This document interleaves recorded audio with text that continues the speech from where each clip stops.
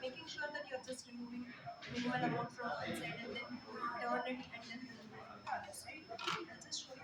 It's very simple. With your finger rest also, try to keep your cheek and the tongue away and regularly, mainly in the anterior region, you can do stripping through one flow motion and then pass of dental floss. If you're it's a good if you just want, if there is flake of floss, it's like you are having some sort of and then again you try to smooth it.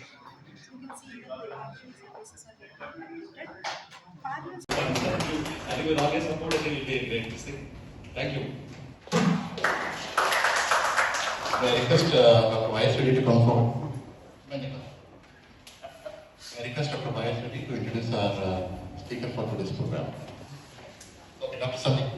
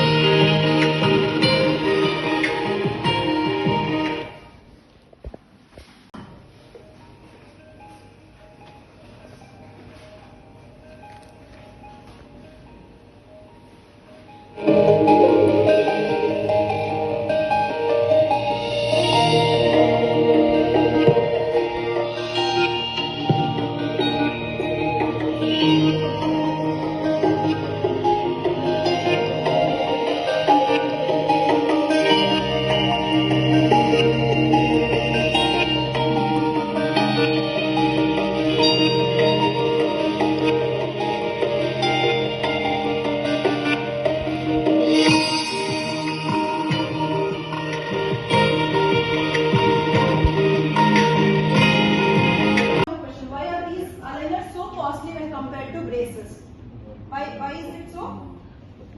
It's the amount of customization, it's the amount of effort that goes into coming up with one aligner plan or lower cervix. I want the contrast to be in such a way that I want to see my soft tissues also on the laterals.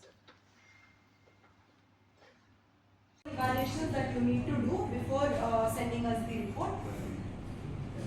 Let's just see few of the cases and I want all of you to just see these cases and tell me if these are simple, moderate or difficult cases to treat with aligners. Floss is getting cut, that means to say there are irregularities. Take a strip, regular strip and then just smoothen those surfaces with your strip. So these are the various armamentarium to do interproximal there. These are the discs. This is the measuring gauge. We also call it as lead gauge or the measuring gauge, which will have varying thickness 0.1, 0.5, 0.2 for you to measure how much stripping you have done. You can make a note of it. First appointment, how much you have done. Second appointment, how much you are adding on to. So this is how it goes.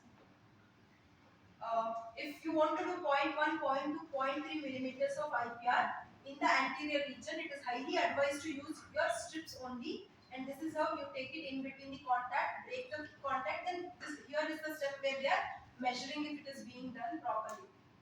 Second thing, if you are using this, as we told, anything with a high speed, pass the floss and check if there are irregularities. Do one round of contact breaking with your strips also. Coming to, yes, this is about the interproximal reduction. Coming to these attachments, as I told, 90% of the work is done by your plastic deformation itself, wherein 10 to 15% is the contribution by force applied onto these attachments. These are also called as engages. These are the blocks of composites that are placed on the teeth. And remember, very simple is they also help in retention. They also help in bringing about particular root movements and particular form of tooth movement. And just like with the common sense, for any horizontal movement, you need to give vertical attachments. Remember, vertical attachment will help in your horizontal movement. For a vertical movement, your horizontal attachments will help. That's all. A horizontal rectangular attachment will help in extrusion and intrusion. In that also you can cases it was an open scan day. I think all of you know this concept that they keep an open scan day wherein patients interested in orthodontic treatment can come on that day, and there will be conversions needs to be done towards orthodontic treatment. Especially that branch asked me to convert cases into aligners, and all the 12 patients were interested for aligners. But my unawareness on that day related to aligners is something where even I was seeing a simplest case and I was saying no, maybe this is not possible with aligners. So I really caused loss of 12 ortho cases conversions on that day to Obolo branch. That was the day when I realized that day the general practitioner was giving me more confidence about aligners rather than me being a fresh graduate, fresh orthodontic graduate. I was not that confident to take up an aligner case. But today it's been 2 to 3 years of my experience in aligner field that yes, now I don't regret or I don't step back from treating any case with aligners. To tell you all, yes, the future belongs to those who are willing to adapt. If we don't adapt, if we don't switch from conventional complete dentures to implant assisted full mouth rehabilitation, if we don't switch from conventional x-rays to RBG, yes, we are